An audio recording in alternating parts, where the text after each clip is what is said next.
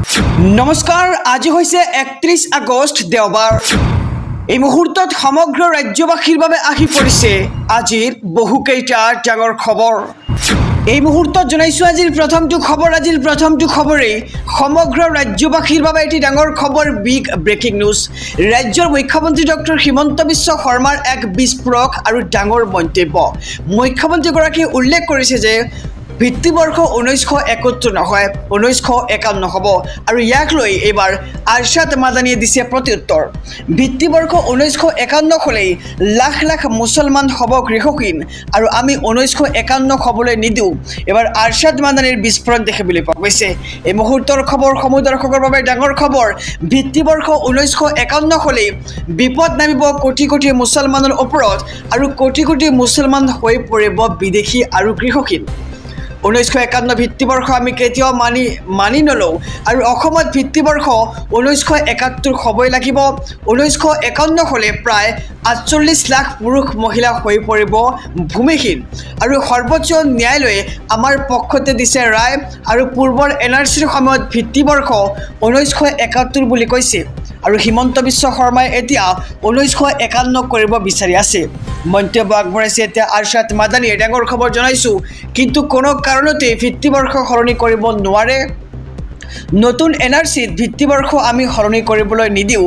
ইনশাআল্লাহ ভিত্তিবৰ্ষ 1971 হৈ আছে আৰু থাকিয়ে যাব বুলি এক প্ৰকাৰ মন্তব্য আগবঢ়াইছে আৰশ্বাদ মাদানীয়ে। আৰু অসমৰ মুছলমানক লৈ এবাৰ আৰশ্বাদ মাদানীৰ বিস্ফোৰণ দেখিবলৈ পোৱা গৈছে। ভিত্তিবৰ্ষ 1951 হ'লেই বিপদ নামিব কোটি কোটি মুছলমানৰ, গৃহহীন হ'ব কোটি কোটি মুছলমান আৰু কোটি কোটি মুছলমান হৈ পৰিব বিদেশী। 1951 ভিত্তিবৰ্ষ আমি কেতিয়াও নামানো বুলি এক প্ৰকাৰ মন্তব্য আগবঢ়াইছে আৰশ্বাদ মাদানীয়ে। ভিত্তিবৰ্ষ 1951 হ'লে বিপদ নামিব কোটি কোটি মুছলমানৰ ওপৰত আৰু কোটি কোটি মুছলমান হৈ পৰিব বিদেশী। 1951 ভিত্তিবৰ্ষ আমি কেতিয়াও নামানো আৰু হিমন্ত বিশ্ব শৰ্মাই 1951 ভিত্তিবৰ্ষ কৰিব বিচাৰিছে, কিন্তু ইয়াৰ পৰিপ্ৰেক্ষিতত এইবাৰ বিস্ফোৰক মন্তব্য আগবঢ়াইছে আৰশ্বাদ মাদানীয়ে। তেওঁ কৈছে যে সৰ্বোচ্চ ন্যায়ালয়ে আমাৰ পক্ষতে দিছে ৰায় আৰু পূৰ্বৰ NRCৰ সময়ত ভিত্তিবৰ্ষ 1971 বুলি কৈছে আৰু হিমন্ত বিশ্ব শৰ্মাই এতিয়া 1951 কৰিব বিচাৰিছে, কিন্তু আমি কেতিয়াও ভিত্তিবৰ্ষ 1951 হ'বলৈ নিদিওঁ। ভিত্তিবৰ্ষ 1971 থাকিব বুলি এক প্ৰকাৰ মন্তব্য আগবঢ়াইছে আৰশ্বাদ মাদানীয়ে। এই মুহূৰ্তত জনাইছোঁ আজিৰ দ্বিতীয় নম্বৰ খবৰটো সমগ্ৰ ৰাজ্যবাসীৰ বাবে আৰু এটি ডাঙৰ খবৰ, বিগ ব্ৰেকিং নিউজ। প্ৰত্যাহাৰ নহয় বিদেশী ন্যায়াধিকৰণত থকা হিন্দু বঙালীৰ গোচৰ, নিৰ্দেশনা সংশোধনী কৰিবলৈ বাধ্য হ'ল চৰকাৰ। এই মুহূৰ্তৰ খবৰ, ডাঙৰ খবৰ সমগ্ৰ ৰাজ্যবাসীৰ বাবে জনাইছোঁ। প্ৰত্যাহাৰ নহয় বিদেশী ন্যায়াধিকৰণত থকা হিন্দু বঙালীৰ গোচৰ, হিন্দু বঙালীৰ নামত থাকিব ডিভোটাৰৰ টেগ আৰু 22 জুলাইত চৰকাৰে জাৰি কৰা নিৰ্দেশনা সংশোধনী কৰা হৈছে। প্ৰত্যাহাৰ হ'ব কেৱল কোচ ৰাজবংশী আৰু গোৰ্খা সম্প্ৰদায়ৰ গোচৰ। চৰকাৰে কা ধাৰা 6ৰ উপধাৰা 3ৰ উলংঘা কৰি দিছিল এক নিৰ্দেশনা আৰু সকলো জিলাৰ DC আৰু SP লৈ জাৰি কৰা হৈছিল নিৰ্দেশনা আৰু উক্ত নিৰ্দেশনাৰ পিছতে ৰাজ্যজুৰি সকলো দল সংগঠনে কৰিছিল তীব্ৰ প্ৰতিবাদ আৰু অৱশেষত চৰকাৰে সলাবলৈ বাধ্য হ'ল পূৰ্বৰ সিদ্ধান্ত আৰু চৰকাৰে পূৰ্বৰ সিদ্ধান্তত সংশোধনী কৰি দিলে নতুন নিৰ্দেশনা আৰু DC আৰু SP সকলে এপ্ৰিল গোচৰসমূহ 3 মাহৰ অন্তৰালত পৰীক্ষণ কৰিব আৰু বিদেশী ন্যায়াধিকৰণত সমস্যা বুজ লৈ সমাধানৰ কৰা হ'ব চেষ্টা আৰু কেবিনেটৰ সিদ্ধান্ত মৰ্মে গোৰ্খা আৰু কোচ ৰাজবংশীৰ গোচৰ প্ৰত্যাহাৰৰ কথা আৰু কাৰ বিধি উলংঘা কৰি গৃহ আৰু ৰাজনৈতিক বিভাগে দিছিল এই নিৰ্দেশনা। প্ৰত্যাহাৰ নহয় বিদেশী ন্যায়াধিকৰণত থকা হিন্দু বঙালীৰ গোচৰ। জনাইছোঁ খবৰ সমগ্ৰ ৰাজ্যবাসীক। আহিছোঁ পৰৱৰ্তী খবৰৰ মাজলৈ। ৰাজ্যবাসীৰ বাবে আৰু এটি ডাঙৰ খবৰ, বিগ ব্ৰেকিং নিউজ। ৰাজ্যৰ মুখ্যমন্ত্ৰী ডক্টৰ হিমন্ত বিশ্ব শৰ্মাৰ এক ডাঙৰ মন্তব্য। পুছবেক অব্যাহত থাকিব, 2টা পৰ্যায়ত চলিছে বিদেশী বাংলাদেশী বিতৰণ প্ৰক্ৰিয়া। এই মুহূৰ্তৰ খবৰ জনাইছোঁ SB অসম মিডিয়াৰ সমূহ দৰ্শকক। গতিকে খবৰটো দিয়াৰ আগতে যদিহে আপুনি চেনেলটোত নতুন তেন্তে চেনেলটো ছাবস্ক্ৰাইব কৰক আৰু যদিহে এতিয়ালৈকে ভিডিঅ'খনত লাইক কৰা নাই এটা কৈ লাইক কৰি দিয়ক। এই মুহূৰ্তৰ খবৰ জনাইছোঁ, ডাঙৰ খবৰ। অসমৰ পৰা বিদেশী বিতৰণ অব্যাহত থাকিব আৰু অসমত 2টা পৰ্যায়ত চলিছে পুছবেক প্ৰক্ৰিয়া। অবৈধ বাংলাদেশীক ঘূৰাই পঠিওৱা পঠিওৱাৰ পদক্ষেপ চলি থাকিব আৰু অবৈধ বাংলাদেশীক পুছবেক সন্দৰ্ভত প্ৰতিক্ৰিয়া প্ৰকাশ কৰিছে ৰাজ্যৰ মুখ্যমন্ত্ৰী ডক্টৰ হিমন্ত বিশ্ব শৰ্মাই। কালিও 26টা বাংলাদেশীক ৰাজ্যৰ পৰা কৰা হৈছে পুছবেক আৰু নতুনকৈ অহা আৰু 1971ৰ পিছত অহাসকলক পুছবেক চলি আছে আৰু অসমৰ পৰা বিদেশী বিতৰণ অব্যাহত থাকিব বুলি এক প্ৰকাৰ মন্তব্য আগবঢ়াইছে ৰাজ্যৰ মুখ্যমন্ত্ৰীগৰাকীয়ে। আৰু অবৈধ বাংলাদেশীক ঘূৰাই পঠিওৱাৰ পদক্ষেপ চলি থাকিব আৰু অবৈধ বাংলাদেশীক পুছবেক সন্দৰ্ভত প্ৰতিক্ৰিয়া মুখ্যমন্ত্ৰী ডক্টৰ হিমন্ত বিশ্ব শৰ্মাৰ। আহিছোঁ পৰৱৰ্তী খবৰৰ মাজলৈ। ৰাজ্যবাসীৰ বাবে আৰু এটি ডাঙৰ খবৰ, বিগ ব্ৰেকিং নিউজ। এইবাৰ ৰাহুল গান্ধীৰ এক বিস্ফোৰক মন্তব্য। ৰাহুল গান্ধীয়ে কৈছে যে বিজেপিয়ে কাঢ়ি ল'ব বিচাৰিছে নাগৰিকত্বৰ অধিকাৰ। সংবিধানক আক্ৰমণ কৰিছে বিজেপিয়ে আৰু বিহাৰত ৰাহুল গান্ধীৰ সভাত জনসমুদ্ৰ দেখে বুলি পোৱা গৈছে। এই মুহূৰ্তৰ খবৰ, ডাঙৰ খবৰ জনাইছোঁ SB অসম মিডিয়াৰ সমূহ দৰ্শকক। ভোট চুৰি কৰি নিৰ্বাচনত জয়ী হৈছে নৰেন্দ্ৰ মোদী আৰু ভোট চুৰি কৰি সংবিধানক আক্ৰমণ কৰিছে বিজেপিয়ে। সংবিধানে সকলো শ্ৰেণীৰ নাগৰিককে দিছে ভোটৰ অধিকাৰ, কিন্তু বিজেপিয়ে নাগৰিকৰ পৰা কাঢ়ি ল'ব বিচাৰিছে এই অধিকাৰ। আৰু এই বিস্ফোৰক মন্তব্য কৰিছে এতিয়া কংগ্ৰেছৰ যুৱৰাজ ৰাহুল গান্ধীয়ে। হাৰিয়ানা, কৰ্ণাটক, মহাৰাষ্ট্ৰ সকলোতে ভোট চুৰি কৰিছিল বিজেপিয়ে আৰু বিজেপিৰ প্ৰকৃত সত্য এতিয়া বুজি পাব দেশবাসীয়ে। দেশবাসীয়ে এতিয়া নৰেন্দ্ৰ মোদীক ক'ব দেশবাসীৰ মন কি বাত আৰু বিহাৰত ভোটাৰ অধিকাৰ যাত্ৰাত গৰজি উঠিল কংগ্ৰেছৰ যুৱৰাজ ৰাহুল গান্ধী আৰু তেওঁ কৈছে যে ভোট চুৰি কৰি নিৰ্বাচনত জয়ী হৈছে দেশৰ প্ৰধানমন্ত্ৰী নৰেন্দ্ৰ মোদী আৰু বিস্ফোৰক মন্তব্য কৰিছে বিজেপি চৰকাৰৰ বিৰুদ্ধে। ভোট চুৰি কৰি সংবিধানক আক্ৰমণ কৰিছে বিজেপিয়ে আৰু ভোট চুৰি কৰি সংবিধানক এক প্ৰকাৰ আক্ৰমণ কৰিছে বুলি মন্তব্য আগবঢ়াইছে ৰাহুল গান্ধীয়ে। আৰু সংবিধানে সকলো শ্ৰেণীৰ নাগৰিককে দিছে ভোটৰ অধিকাৰ, কিন্তু বিজেপি চৰকাৰখনে নাগৰিকৰ পৰা কাঢ়ি ল'ব বিচাৰিছে এই অধিকাৰ, মন্তব্য আগবঢ়াইছে ৰাহুল গান্ধীয়ে। আহিছোঁ পৰৱৰ্তী খবৰৰ মাজলৈ। ৰাজ্যবাসীৰ বাবে আৰু এটি ডাঙৰ খবৰ, অবৈধ বাংলাদেশীক লৈ কঠোৰ হৈছে সৰ্বোচ্চ ন্যায়ালয়। কেন্দ্ৰ আৰু ৰাজ্যলৈ উত্তৰ বিচাৰি পত্ৰ প্ৰেৰণ। এই মুহূৰ্তৰ খবৰ জনাইছোঁ, ডাঙৰ খবৰ। অবৈধ বাংলাদেশীক লৈ কঠোৰ হৈ পৰিছে এতিয়া সৰ্বোচ্চ ন্যায়ালয়। কেন্দ্ৰ আৰু ৰাজ্য চৰকাৰক উত্তৰ দিয়াৰ নিৰ্দেশ দিছে সৰ্বোচ্চ ন্যায়ালয়ে। বাংলাদেশী বিতৰণক লৈ অযথা কিয় পলম হৈছে আৰু সন্দেহৰ ভিত্তিত কিয় দীৰ্ঘদিনে ডিটেনশ্যন কেম্পত ৰখা হৈছিল তেওঁলোকক, যদি বাংলাদেশী কিয় কৰা হোৱা নাই পুছবেক, কেতবোৰ প্ৰশ্ন কৰিছে আৰু প্ৰশ্নৰ উত্তৰ দিবলৈ এইবাৰ আদেশ দিছে সৰ্বোচ্চ ন্যায়ালয়ে।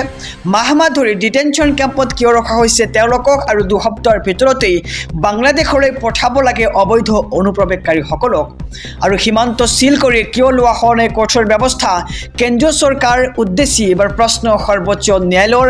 বাংলাভাষী প্ৰব্ৰজনকাৰীক নিৰ্যাতনক লৈ এইবাৰ সৰব হৈ পৰিছে সৰ্বোচ্চ ন্যায়ালয়।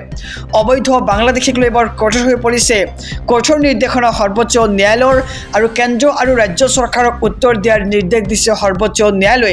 বাংলাদেশী বিতৰণক লৈ অযথা কিয় পলম হৈছে প্ৰশ্ন কৰিছে সৰ্বোচ্চ ন্যায়ালয় আৰু সন্দেহৰ ভিত্তিত কিয় দীৰ্ঘদিনে ডিটেনশ্যন কেম্পত ৰখা হৈছে আৰু যদিহে বাংলাদেশী কিয় কৰা হোৱা নাই পুছবেক, কেতবোৰ প্ৰশ্ন কৰিছে সৰ্বোচ্চ ন্যায়ালয়ে আৰু মাহ ধৰি ডিটেনশ্যন কেম্পত কিয় ৰখা হৈছিল তেওঁলোকক। আহিছোঁ পৰৱৰ্তী খবৰৰ মাজলৈ। ৰাজ্যবাসীৰ বাবে আৰু এটি ডাঙৰ খবৰ, ভাল খবৰ। অৰুণোদয় আঁচনিৰ পৰা নাম কৰ্তন হোৱা প্ৰতিগৰাকী মহিলাই লাভ কৰিব অৰুণোদয় আঁচনি। আৰু আপোনাৰো কৰ্তন হৈছিল নেকি অৰুণোদয় আঁচনিৰ পৰা নাম? জনাওক আমাৰ কমেণ্ট বক্সত। এইবাৰ ৰাজ্যৰ মুখ্যমন্ত্ৰী ডক্টৰ হিমন্ত বিশ্ব শৰ্মাই কৰিছে ডাঙৰ ঘোষণা। DC অফিচলৈ নোযোৱাকৈয়ে লাভ কৰিব অৰুণোদয় আঁচনিৰ ধন। এই মুহূৰ্তৰ খবৰ জনাইছোঁ, ভাল খবৰ সমগ্ৰ ৰাজ্যবাসীৰ বাবে। অৰুণোদয়ৰ পৰা নাম কৰ্তন হোৱা প্ৰতিগৰাকী মহিলাই লাভ কৰিব অৰুণোদয় আঁচনি আৰু এই সন্দৰ্ভত ৰাজ্যৰ মুখ্যমন্ত্ৰীয়ে কৰিছে ডাঙৰ ঘোষণা। DC অফিচলৈ নোযোৱাকৈয়ে লাভ কৰিব অৰুণোদয় আঁচনিৰ ধন আৰু আপোনালোকে কোনে কোনে লাভ কৰি আছে অৰুণোদয় আঁচনিৰ ধন জনাওক আমাৰ ভিডিঅ'ৰ কমেণ্ট বক্সত। প্ৰপত্ৰ পূৰণ কৰি পোনপটীয়াকৈ ASLৰামত পঠিয়াই দিলে লাভ কৰিব অৰুণোদয় আঁচনি আৰু ৰাজ্যৰ প্ৰতিগৰাকী জীৱিকা সখীয়ে লাভ কৰিব অৰুণোদয় আঁচনিৰ সুবিধা। আৰু যিসকল মহিলাৰ নাম অৰুণোদয় আঁচনিত অহা নাছিল সেইসকল মহিলায়ো ডাইৰেক্টলি অৰুণোদয় আঁচনি পাব আৰু ইয়াৰ বাবে যাব নালাগে কোনো DC অফিচলৈ আৰু ইয়াৰ বাবে কাকো খাতিৰ কৰিব নালাগে। আপুনি পোনপটীয়াকৈ লাভ কৰিব অৰুণোদয় আঁচনিৰ সুবিধা আৰু 1250 টকা প্ৰতিগৰাকী মহিলাই লাভ কৰিব। আৰু এই সন্দৰ্ভত ৰাজ্যৰ মুখ্যমন্ত্ৰী কৰিছে ডাঙৰ ঘোষণা। গেছ কিনিলেই আৰু 250 টকা লাভ কৰিব আপুনি বেংক একাউণ্টত আৰু মহিলা উদ্যমিতা আঁচনিৰ 15,000 টকা পাবই বুলি এক প্ৰকাৰ মন্তব্য আগবঢ়াইছে মুখ্যমন্ত্ৰীগৰাকী। আৰু অৰুণোদয়ৰ পৰা নাম কৰ্তন হোৱা প্ৰতিগৰাকী মহিলাই লাভ কৰিব অৰুণোদয় আঁচনি।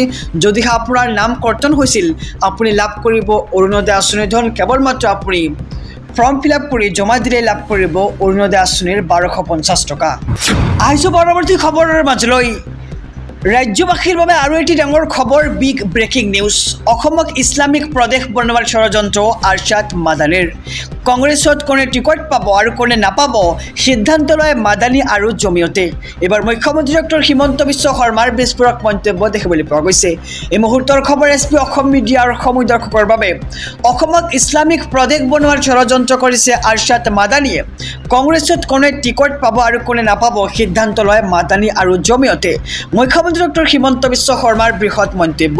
2011 চনত অসমৰ শিক্ষামন্ত্ৰী আছিল মুখ্যমন্ত্ৰী ডক্টৰ হিমন্ত বিশ্ব শৰ্মা আৰু সেই সময়ত টেট শিক্ষকৰ চাকৰি দিছিল ডক্টৰ হিমন্ত বিশ্ব শৰ্মাই। আৰশ্বাদ মাদানী অসমলৈ আহি তৰুণ গগৈক কৈছিল টেট শিক্ষকৰ চাকৰি বন্ধ কৰিবলৈ, কিন্তু মই বন্ধ নকৰিলোঁ, মই মোৰ সিদ্ধান্তত অটল থাকিলোঁ। আৰু কংগ্ৰেছৰ টিকট বিতৰণ জমিয়ত উলেমা ই হিন্দৰ দৰে সংগঠনে কৰে। অসমক দুৰ্বল কৰিবলৈ বহুত ষড়যন্ত্ৰ কৰিছিল তেওঁলোকে আৰু মোৰ বিৰুদ্ধেও বহুত ষড়যন্ত্ৰ কৰিছিল, এতিয়াও কৰি আছে। আৰু হিমন্ত বিশ্ব শৰ্মাক টিকট দিবলৈ সোনিয়া গান্ধীক কৈছিল মাদানীয়ে।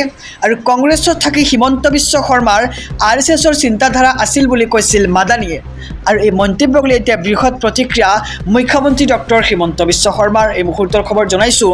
আৰু এনেকৈ বহুতৰে টিকট কাটি থৈছে বুলি মন্তব্য কৰিছে অসমৰ মুখ্যমন্ত্ৰী ডক্টৰ হিমন্ত বিশ্ব শৰ্মাই। আৰু বিজেপি অহাৰ লগে লগেই জিৰৰ পৰা হিৰ' হ'ল মাদানী।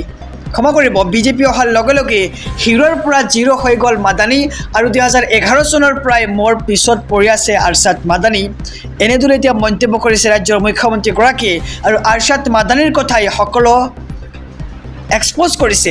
আৰু সদায় কিবা নহয় কিবা পৰিকল্পনা থাকে মাদানী ছৈয়দাৰ দৰে মানুহবোৰৰ। আৰু ইছলামিক প্ৰদেশ বনোৱাৰ মানসিকতাৰ বিৰুদ্ধে মই আছোঁ বুলি মুখ্যমন্ত্ৰীগৰাকীয়ে উদান্ত ভাষণ আগবঢ়াইছে। আৰু শিশুৰ দৰে আৰক্ষী লগোৱা কাম মই নকৰোঁ, কিন্তু মই যুঁজি যাম। আৰু অসমক ইছলামিক প্ৰদেশ বনোৱাৰ ষড়যন্ত্ৰ আৰশ্বাদ মাদানীৰ। কংগ্ৰেছত কোনে টিকট পাব আৰু কোনে নাপাব সিদ্ধান্ত লয় মাদানী আৰু জমিয়তে। আৰু মুখ্যমন্ত্ৰী ডক্টৰ হিমন্ত বিশ্ব শৰ্মাৰ আৰশ্বাদ মাদানী সন্দৰ্ভত আহি পৰিছে কেতবোৰ গুৰুত্বপূৰ্ণ মন্তব্য। আহিছোঁ পৰৱৰ্তী খবৰৰ মাজলৈ। ৰাজ্যবাসীৰ বাবে আৰু এটি ডাঙৰ খবৰ, বিগ ব্ৰেকিং নিউজ। ৰাজ্যৰ মুখ্যমন্ত্ৰী ডক্টৰ হিমন্ত বিশ্ব শৰ্মাৰ এক ডাঙৰ ঘোষণা। মুখ্যমন্ত্ৰী ডক্টৰ হিমন্ত বিশ্ব শৰ্মাই কৈছে যে চিনাকিক মাটি দিম আৰু অচিনাকিৰ পৰা মাটি কাঢ়ি ল'ম। ৰাহুল গান্ধী আৰু আৰশ্বাদ মাদানীক এবাৰ সকিউনি ৰাজ্যৰ মুখ্যমন্ত্ৰীৰ। এই মুহূৰ্তৰ খবৰ জনাইছোঁ, ডাঙৰ খবৰ। ৰাহুল গান্ধী আৰু আৰশ্বাদ মাদানীক সকিউনি মুখ্যমন্ত্ৰী ডক্টৰ হিমন্ত বিশ্ব শৰ্মাৰ। অসমীয়াক যিমানে গালি দিব সিমানেই অসমীয়াই হেংদাং তুলি ল'ব। আৰু চিনাকি মানুহক আমি বসুন্ধৰাৰ জৰিয়তে মাতি দিম বুলি এক প্ৰকাৰ মন্তব্য কৰিছে ৰাজ্যৰ মুখ্যমন্ত্ৰীগৰাকীয়ে। অচিনাকি মানুহৰ পৰা মাটি কাঢ়ি নলোৱাকৈ আমি ক্ষান্ত নাথাকোঁ। আৰু সাহস আছে যদি অসমীয়াৰ লগত যুঁজি চাওক ৰাহুল গান্ধী আৰু আৰশ্বাদ মাদানীয়ে। এবাৰ ৰাহুল গান্ধী আৰু আৰশ্বাদ মাদানীক অপেন চেলেঞ্জ কৰিছে ৰাজ্যৰ মুখ্যমন্ত্ৰীগৰাকীয়ে। অমিত শ্বাহৰ সন্মুখতে ৰাহুল গান্ধী আৰু আৰশ্বাদ মাদানীক অপেন চেলেঞ্জ ৰাজ্যৰ মুখ্যমন্ত্ৰী ডক্টৰ হিমন্ত বিশ্ব শৰ্মাৰ।